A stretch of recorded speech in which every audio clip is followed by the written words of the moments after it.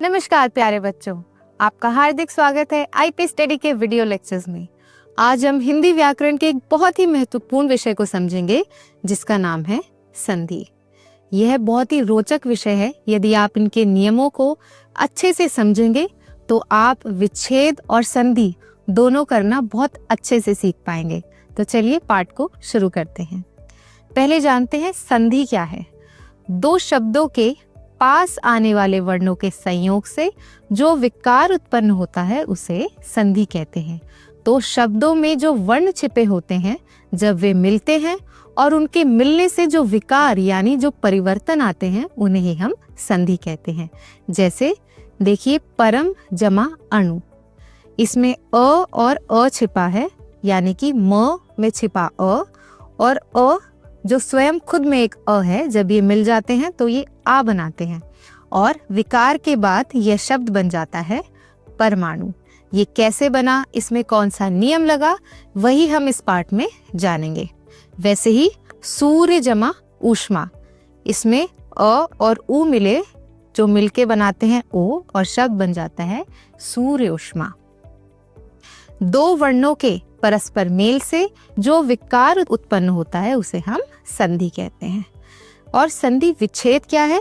पहले हमने वर्ण विच्छेद पढ़ा है। वर्ण विच्छेद क्या था? हम वर्णों को अलग अलग करते हैं और उसी को हम वर्ण विच्छेद कहते हैं। वैसे ही संधि विच्छेद क्या है? शब्दों को अलग करने की प्रक्रिया को संधि विच्छेद कहते हैं। तो उन शब्दों को जब आप अलग अलग कर देते हैं तो उस विच्छेद को हम संधि विच्छेद कहते हैं। जैसे अनाथालय, अनाथ जमा आलय, तो जब हमने इसे अलग अलग किया, इसे तोड़ा, तो यह बन गया अनाथ जमा आलय और यही हमारा संधि विच्छेद है।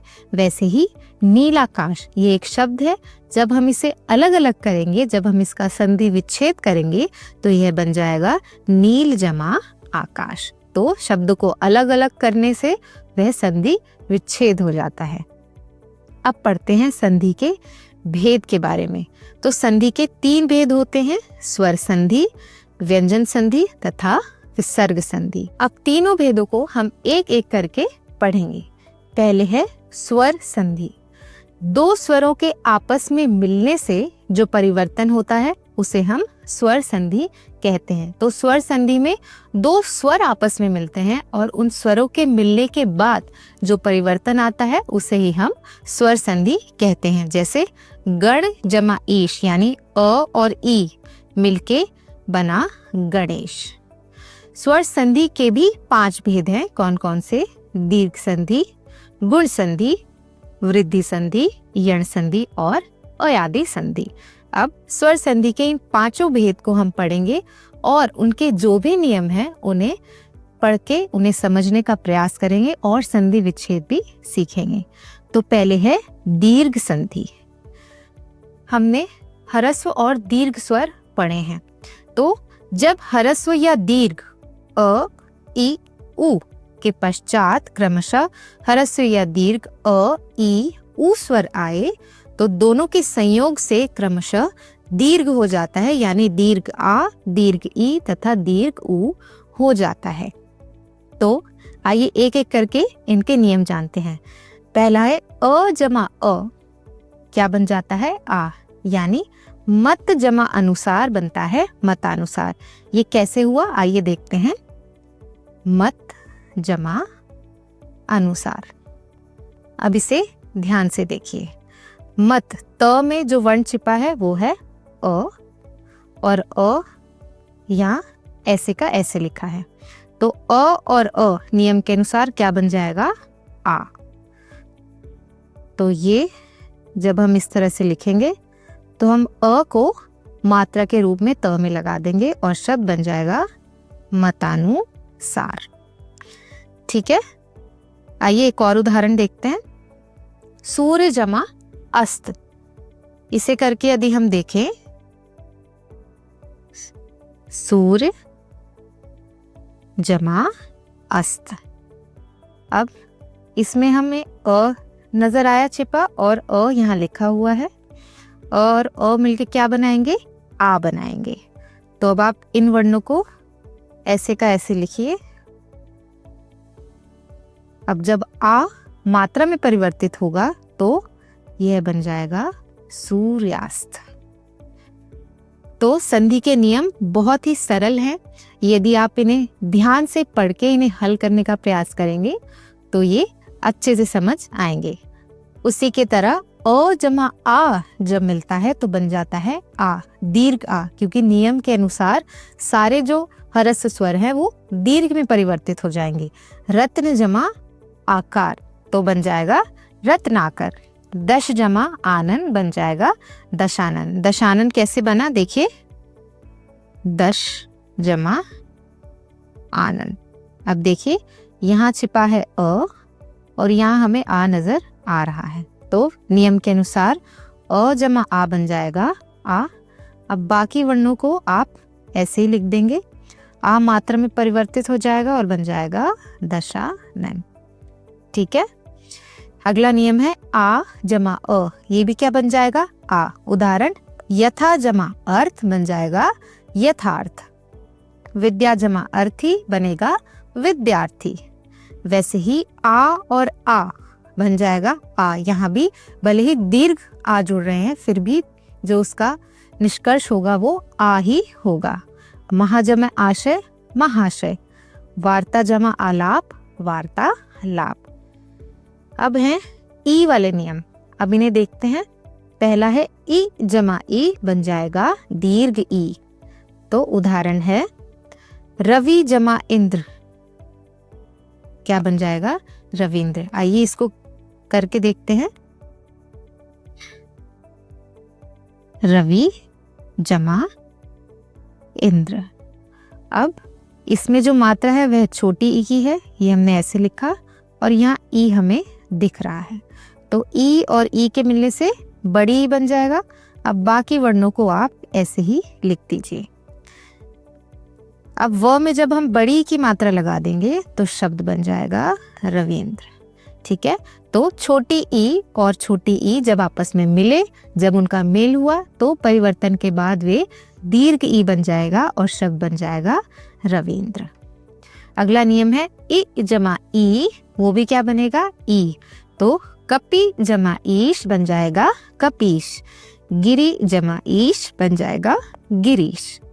अगला नियम है ई जमा ई, क्या बन जाएगा दीर्घ ई। उदाहरण देखिए योगी जमा इंद्र बनेगा योगेंद्र।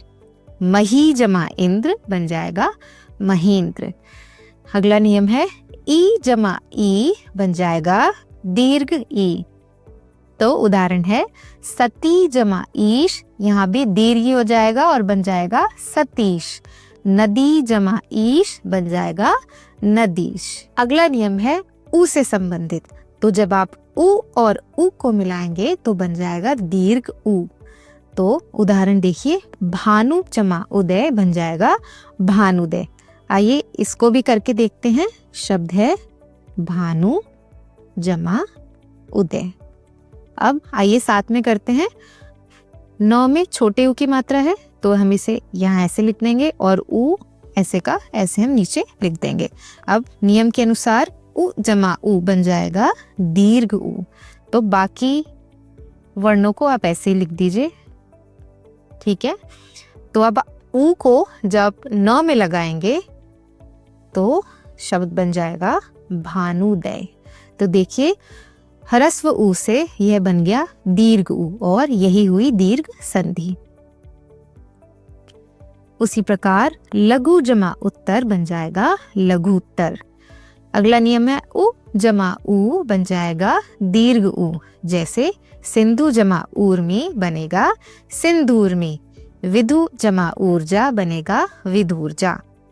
अगला नियम है उ जमा उ बन जाएगा दीर्घ उ। उदाहरण देखिए वधु जमा उत्सव बनेगा वधुत्सव। भू जमा उद्धार बनेगा भूद्धार। अगला नियम है उ जमा उ बन जाएगा दीर्घ उ। उदाहरण देखिए भू जमा ऊर्जा बनेगा भूर्जा। वधु जमा ऊर्जा बन जाएगा वधूर्जा। तो ये थी हमारी दीर्घ संधि, यानी जब आप ह्रस्व के बाद ह्रस्व या दीर्घ स्वर आए तो जो निष्कर्ष होगा वह हमेशा दीर्घ स्वर ही होगा।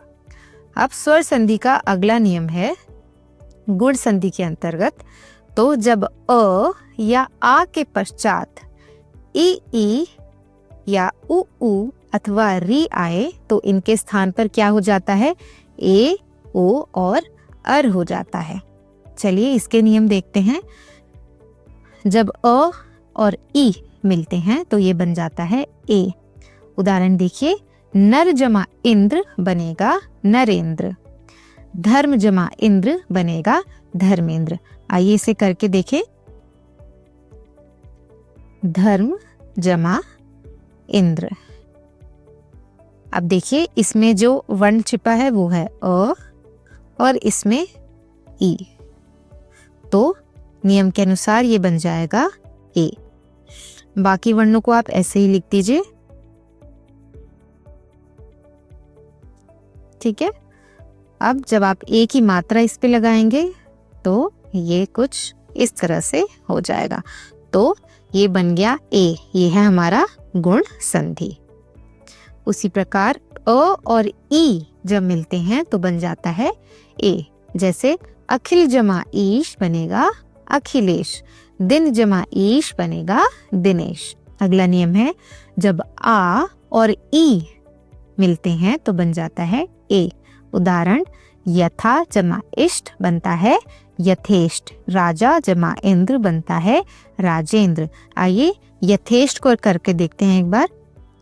ये है यथा जमा इष्ट, तो इसमें आ है और इसमें ई है, ये बन जाएगा ए। बाकी वर्णों को जब आप ऐसे ही लिखेंगे, अब इसको मात्रा के रूप में हम इधर लगा देंगे और शब्द बन जाएगा यथेष्ट। तो यह है हमारा गुण संधि का नियम। अगला है आ जमा ई, ये भी क्या बनाता है ए। उदाहरण, उमा जमा ईश बनेगा उमेश, महा जमा ईश बनेगा महेश। अगला नियम है अ जमा उ जब मिलते हैं, इनका मेल होता है तो ये ओ में परिवर्तित हो जाते हैं। जैसे ज्ञान जमा उपदेश क्या बन जाएगा ज्ञानोपदेश। इसे करके देखते हैं। शब्द है ज्ञान जमा उपदेश। अब साथ में मिलके करते हैं। न में क्या छिपा है अ, और यहाँ ऊ स्वर हमें दिख रहा है, तो अ और ऊ जब मिलते हैं तो इनके मिलने से विकार होके ये ओ बन जाता है। अब बाकी वर्णों को आप ऐसे ही लिख देंगे और ओ को आप न में मात्रा के रूप में जब लगाएंगे तो शब्द बन जाएगा ज्ञानोपदेश। यह हमारा गुण संधि का एक नियम। वैसे ही भाग्य जमा उदय बन जाएगा भाग्योदय। अगला नियम है अ जमा उ बन जाएगा ओ। उदाहरण देखिए, सूर्य जमा ऊष्मा बनेगा सूर्योष्मा, जल जमा ऊर्मी बनेगा जलोर्मी। अगला नियम है आ जमा उ, ये भी क्या बनाएगा ओ। उदाहरण देखिए, महा जमा ऊर्जा बनेगा महोर्जा, गंगा जमा ऊर्मी बनेगा गंगोर्मी। अगला नियम है अ जमा री क्या बनाता है अर बनाता है। जैसे सप्त जमा ऋषि क्या बनाएगा सप्तर्षि, देव जमा ऋषि बनाएगा देवर्षि। जब आ में री मिल जाता है तो ये भी क्या बन जाता है अर बन जाता है। जैसे महाजमा ऋषि क्या बनाएगा महर्षि, राजा जमा ऋषि बनाएगा राजर्षि। तो ये थी हमारी गुण संधि और उसके बहुत ही सरल से नियम। अब बढ़ते हैं वृद्धि संधि की ओर। वृद्धि संधि के दो नियम हैं। पहला, यदि अ आ के बाद क्या आता है ए या फिर ए हो तो दोनों के मिलने से वो ए हो जाता है। वैसे ही अ और आ के बाद यदि ओ या फिर औ हो तो दोनों के मेल से औ हो जाता है। उनकी जो मात्रा है उसमें वृद्धि हो जाती है, बढ़ोतरी हो जाती है। आइए इसके नियम देखें। अ जमा ए क्या बनाएंगे ए बनाएंगे। उदाहरण, लोक जमा एषणा बनाएगा लोकेशना, एक जमा एक बनाएगा एक।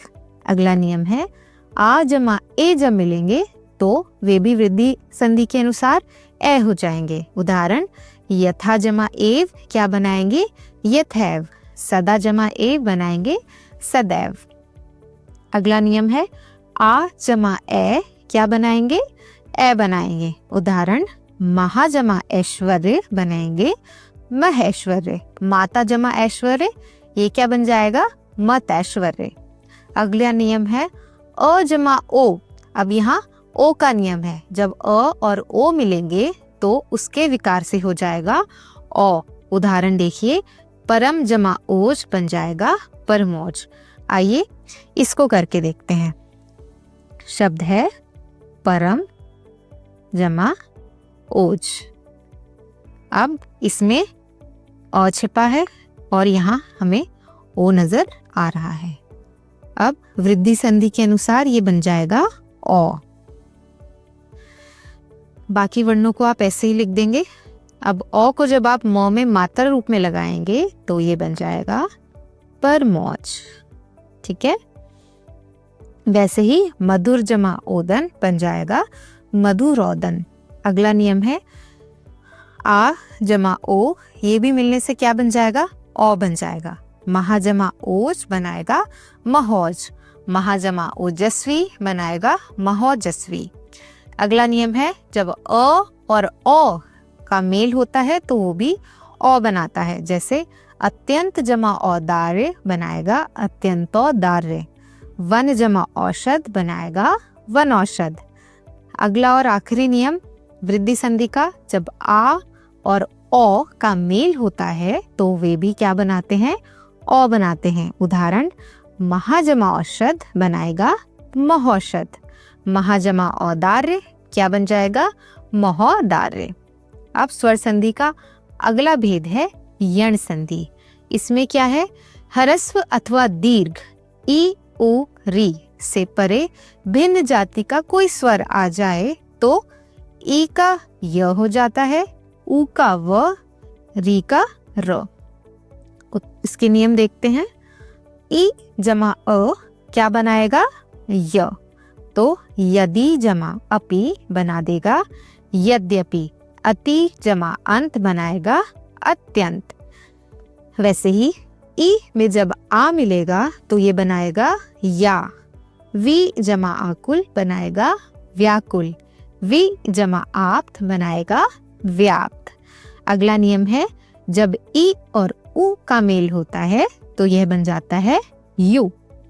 उदाहरण अति जमा उत्तम क्या बनाते हैं अत्युत्तम, ऊपरी जमा उक्त क्या बनाता है ऊपर युक्त।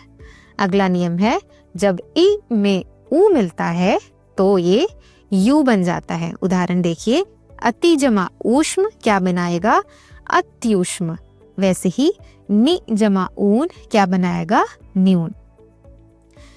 अब यण संधि का अगला नियम है जब ई और ए का मेल होता है तो परिवर्तन के बाद ये बन जाता है ये। उदाहरण देखिए प्रति जमा एक बनाएगा प्रत्येक, अधि जमा एषण बनाएगा अध्येषण। अगला नियम है उ जमा अ, ये क्या बनाएगा व। उदाहरण देखिए सु जमा अस्ति बनाएगा स्वस्ति, अनु जमा अय बन जाएगा अन्वय।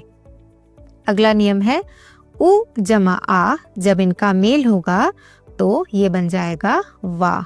उदाहरण देखिए गुरु जमा आदेश बन जाएगा गुरुवादेश, सु जमा आगत बनाएगा स्वागत। अगला नियम है उ में जब ई मिले तो वह बन जाता है वी। उदाहरण अनु जमा इति बन जाएगा अन्विति। अगला नियम उ जमा ए क्या बनाएगा वे। उदाहरण अनु जमा एषण क्या बन जाएगा अन्वेषण। अगला नियम उ जमा आ क्या बनाएगा वा। उदाहरण वधु जमा आगमन क्या हो जाएगा वधवागमन।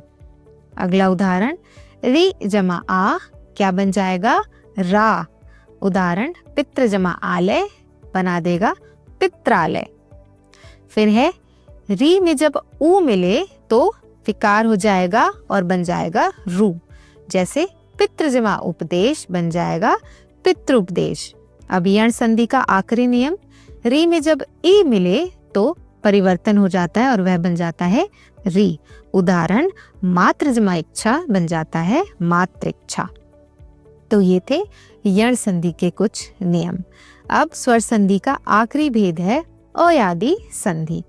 ये नियम क्या कहता है? यदि ए ओ से परे कोई भी स्वर आ जाए तो ए का ए का आय, ओ का अव और ओ का आव हो जाता है। ठीक है, यह है हमारा अयादि संधि का नियम। अब इनके नियम और इनके भेद देखते हैं। पहला नियम है ए में जब अ मिले तो वह बन जाता है अय। उदाहरण है ने जमा अन बनाएगा नयन। आइए इसे लिख के समझते हैं। ने जमा अन, इसमें छिपा है ए और इसमें छिपा है अ, तो ये क्या बन जाएगा? अय। अब बाकी को हम ऐसे ही लिख देंगे। अ की मात्रा हमारी न में लग जाएगी और यह बन जाएगा नयन। तो यह है हमारा अयादि संधि का नियम। अगला नियम है ए जमा अ बन जाएगा आय। उदाहरण गे जमा अक बनाएगा गायक, नै जमा अक बनाएगा नायक। अगला नियम है ए जमा ई बनाएगा आई। उदाहरण गे जमा इका बनाएगा गायिका, नै जमा इका बनाएगा नायिका। अगला नियम क्या कहता है? जब ओ में अ मिले तो वह बन जाता है अव। उदाहरण भो जमा अन बनाएगा भवन, पो जमा अन बनाएगा पवन। अगला नियम क्या कहता है? जब ओ में ई मिले तो वह बन जाता है अवी। उदाहरण भू जमा इष्य क्या बनेगा? भविष्य, पो जमा इत्र क्या बनाएगा? पवित्र। अगला नियम क्या कहता है? जब ओ में ई मिल जाए तो वह बन जाता है आवी। उदाहरण नौ जमा इक बनाएगा नाविक। अगला नियम ओ में जब उ मिले तो बन जाएगा आवु। उदाहरण भौ जमा उक बनाएगा भावुक। अगला नियम है ओ में जब अ मिल जाए तो वह बन जाएगा आव। उदाहरण पौ जमा अक बनाता है पावक। तो ये थे स्वर संधि के भेद, उनके नियम और उनके उदाहरण। अब हम संधि के अगले भेद पर बढ़ते हैं जो है व्यंजन संधि।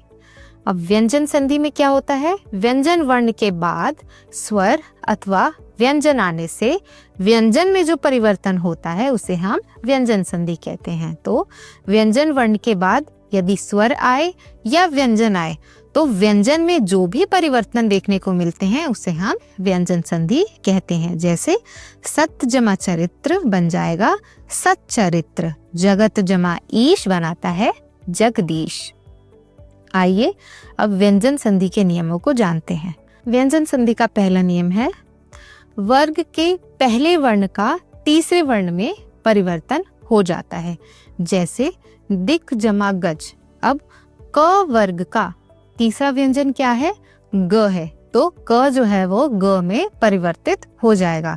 तो दिक जमा गज बन जाएगा दिग्गज। दिक जमा अंबर बनाएगा दिगंबर। जगत जमा अम्बा बनाएगा जगदम्बा। भगवत जमा गीता बनाएगा भगवद गीता। अब अगला नियम क्या कहता है? वर्ग के पहले वर्ण का पांचवें वर्ण में परिवर्तन हो जाता है। जैसे उत जमा नति। अब त वर्ग का पांचवा वर्ण क्या है? न है, तो त जो है वो न में परिवर्तित हो जाएगा और बन जाएगा उन्नति। तत जमा मय बन जाएगा तन्मय। सत जमा मार्ग बन जाएगा सन्मार्ग। अगला नियम है त के बाद यदि ज या ज हो तो त का ज में परिवर्तन हो जाता है। जैसे उत जमा ज्वल, तो त जो है वो ज में परिवर्तित हो जाएगा और बन जाएगा उज्ज्वल। वैसे ही सत जमा जन, त जो है वो ज में परिवर्तित हो जाएगा और बन जाएगा सज्जन। अगला नियम है यदि त के बाद ट या ठ हो तो ट हो जाता है, और यदि ड या ढ हो तो ड में परिवर्तन हो जाता है। जैसे तत् जमा टीका बनेगा तट टीका, उत जमा डयन बन जाएगा उड्डयन। अगला नियम है त के बाद यदि श हो तो त का च और श का छ हो जाता है। जैसे उत जमा श्वास, तो ये क्या बन जाएगा, छ में परिवर्तित हो जाएगा और बन जाएगा उच्छ्वास। वैसे ही उत जमा शिष्ट बन जाएगा उच्छिष्ट। अगला नियम है त के बाद यदि च या छ हो तो त का च हो जाता है। जैसे उत जमा चारण, तो त जो है वो परिवर्तित हो जाएगा च में और बन जाएगा उच्चारण। वैसे ही जगत जमा छाया बन जाएगा जगत छाया। अगला नियम कहता है यदि त के बाद ह हो तो त का द और ह का ध हो जाता है। तो त जो है वो द में परिवर्तित हो जाता है और ह जो है वो ध में परिवर्तित हो जाता है। जैसे तत् जमा हित बन जाएगा तद्धित, उत जमा हार बन जाएगा उद्धार। तो देखिए यहाँ त जो है वो द में बदला और यहाँ जो ह है वो किस में परिवर्तित हो गया, ध में परिवर्तित हो गया। अगला नियम है यदि किसी शब्द के अंत में स्वर हो, जो भी शब्द है यदि उसके अंत में स्वर हो और दूसरे शब्द का पहला वर्ण और जो उसका दूसरा वर्ण है उसका पहला वर्ण यदि छ हो तो छ के स्थान पर छ होता जाता है। जैसे वी जमा छेद, अब यहाँ जो छ दिया है वो छ में परिवर्तित हो जाएगा और बन जाएगा विच्छेद। परि जमा छेद बनेगा परिच्छेद। अगला नियम है यदि म के बाद कोई स्पर्श व्यंजन कौन से होते हैं, क से लेके म तक जितने भी व्यंजन हैं वे सभी स्पर्श व्यंजन होते हैं जिसमें जिह्वा मुंह के किसी न किसी भाग को स्पर्श करती है। तो यदि म के बाद कोई स्पर्श व्यंजन हो तो म उस व्यंजन के पांचवें वर्ण में परिवर्तित हो जाता है। पांचवा वर्ण यानी अंग, इ, ड़, न और म इसमें परिवर्तित हो जाता है। उदाहरण देखिए, सम जमा बोधन बन जाएगा संबोधन, सम जमा भव बन जाएगा संभव, सम जमा कल्प बन जाएगा संकल्प। अगला नियम है यदि र, री और श के बाद न आ जाए तो उसका ड़ में परिवर्तन हो जाता है। जैसे सम जमा गम क्या बन जाएगा, संगम, शोष जमा अन बन जाएगा शोषण, सम जमा बंध बन जाएगा संबंध। अगला नियम है यदि स व्यंजन से पहले अ, आ से भिन्न कोई और स्वर आए तो स जो है वो श में परिवर्तित हो जाता है। जैसे वी जमा सम, अब स जो है वो श में परिवर्तित हो जाएगा और शब्द बन जाएगा विषम। वैसे ही नि जमा सेद बन जाएगा निषेध। तो ये थे हमारे व्यंजन संधि के नियम। अब हम संधि के तीसरे भेद पे बढ़ते हैं जो है विसर्ग संधि। विसर्ग के बाद स्वर या व्यंजन आने से विसर्ग के स्थान पर जो विकार होता है उसे हम विसर्ग संधि कहते हैं। तो स्वर या व्यंजन के आने से विसर्ग में जो भी परिवर्तन आते हैं तो वो हो जाता है हमारा विसर्ग संधि। उदाहरण तप जमा बल, तो अब जो विसर्ग है वो परिवर्तित हो जाएगा और शब्द बन जाएगा तपोबल। अब देखते हैं विसर्ग संधि के कुछ नियम। पहला नियम क्या कहता है, विसर्ग से पूर्व यदि अ हो और बाद में अ या किसी वर्ग का तीसरा, चौथा, पांचवा वर्ण अथवा य, र, ल, ह में कोई वर्ण हो तो विसर्ग जो है वो ओ हो जाता है। जैसे मनः जमा अनुकूल बन जाएगा मनोनुकूल। तो देखिए यहाँ विसर्ग जो है वो ओ में परिवर्तित हो गया और शब्द बन गया मनोनुकूल। अध जमा गति क्या बनेगा, अधोगति। मनः जमा विज्ञान, तो यहाँ विसर्ग हो जाएगा ओ और बन जाएगा मनोविज्ञान। अगला नियम क्या कहता है, विसर्ग जो है वो र में परिवर्तित हो जाता है। तो यदि विसर्ग से पहले अ और आ से अलग कोई स्वर हो और विसर्ग का मेल किसी वर्ग के तीसरे, चौथे, पांचवें वर्ण या फिर य, र, ल, व हो तो विसर्ग जो है वो र में परिवर्तित हो जाता है। जैसे नि जमा धन, तो यहाँ विसर्ग जो है वो र में परिवर्तित हो जाएगा और रेफ के रूप में वह बन जाएगा निर्धन। निह जमा मल बन जाएगा निर्मल। दुह जमा बल बन जाएगा दुर्बल। अब इसका तीसरा नियम है विसर्ग श में परिवर्तित होता है। कैसे? यदि विसर्ग से पहले कोई स्वर हो और उसका मेल च, छ, श से हो तो विसर्ग क्या बन जाता है? श बन जाता है। उदाहरण निह जमा छल क्या बनेगा? निश्छल। तो ध्यान रहे यहाँ आधा श है तो यह बनेगा निश्छल। नि जमा चय बन जाएगा निश्चय। अगला नियम है विसर्ग का स आधा स में परिवर्तन होना। तो यदि विसर्ग के पश्चात त या स हो तो विसर्ग आधा स में परिवर्तित हो जाता है। नमः जमा ते, अब विसर्ग क्या बन जाएगा? आधा स और विकार के रूप में शब्द होगा नमस्ते। निह जमा तेज बनेगा निस्तेज।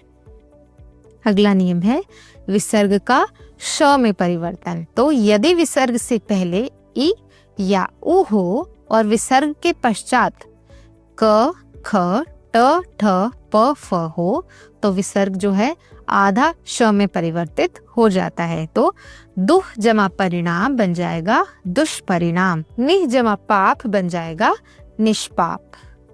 अब कुछ नियम है जिसमें विसर्ग का लोप हो जाता है। पहला नियम है यदि विसर्ग का मेल र से हो तो विसर्ग लुप्त हो जाता है। विसर्ग का पहला स्वर दीर्घ हो जाता है। कैसे हो जाता है? नि जमा रोग बन जाएगा नी रोग। तो देखिए यहाँ विसर्ग का लोप हो गया और नी जो है वो नी में परिवर्तित हो गया, यानी दीर्घ ई में परिवर्तित हो गया। वैसे ही निह जमा रज बन जाएगा नीरज। अगला नियम है यदि विसर्ग से पहले अ, आ हो और विसर्ग का मेल किसी अन्य स्वर से हो तो विसर्ग जो है वो लुप्त हो जाता है, उसका लोप हो जाता है। कैसे? ततः जमा एव बन जाएगा ततेव। अतः जमा एव बनाएगा अतेव। अब एक नियम कहता है विसर्ग अपरिवर्तनीय, यानी इसमें विसर्ग में कोई परिवर्तन नहीं आता है, वो वैसे का वैसे ही लिखा जाता है। तो यदि विसर्ग से पहले अ हो और विसर्ग का मेल क या प से हो तो विसर्ग में कोई भी परिवर्तन नहीं होता है। कैसे? प्रातः जमा काल, इसमें विसर्ग नहीं हटेगा और ये शब्द बन जाएगा प्रातः काल। वैसे ही अधः जमा पतन बनाएगा अधः पतन। तो ये थे हमारे संधि, उनके भेद और उनके बहुत ही महत्वपूर्ण नियम। इसमें सुधार तभी आ सकता है जब आप इसका ज्यादा से ज्यादा अभ्यास करेंगे। तो आज हमने क्या क्या जाना? दो वर्णों के परस्पर मेल से जो विकार उत्पन्न होता है उसे हम संधि कहते हैं। शब्दों को अलग करने की प्रक्रिया को हम क्या कहेंगे? संधि विच्छेद कहेंगे। संधि के हमने 3 भेद पढ़े, स्वर संधि, व्यंजन संधि और विसर्ग संधि। स्वर संधि के 5 उपभेद हमने पढ़े। क्या थे? दीर्घ संधि, गुण संधि, यण संधि, वृद्धि संधि और अयादि संधि। व्यंजन संधि के बाद स्वर अथवा व्यंजन आने से व्यंजन में जो परिवर्तन आएगा तो वो क्या हो जाएगा? व्यंजन संधि। और विसर्ग के बाद स्वर या व्यंजन के आने से विसर्ग के स्थान पर यानी विसर्ग में जो परिवर्तन होता है वह हो जाता है विसर्ग संधि। तो ये था हमारा आज का अध्याय हिंदी व्याकरण का, एक बहुत ही महत्वपूर्ण और रोचक क्यों? यदि आप इसको अच्छे से समझेंगे, इनके सभी नियम को अच्छे से अध्ययन करेंगे तो संधि जो है सबसे मनपसंद विषय बन सकता है। तो इसका अभ्यास करते रहिए और अपनी हिंदी भाषा में वृद्धि लाते रहिए। आज के लिए इतना ही। मिलते हैं अगली कक्षा में नए विषय के साथ। धन्यवाद।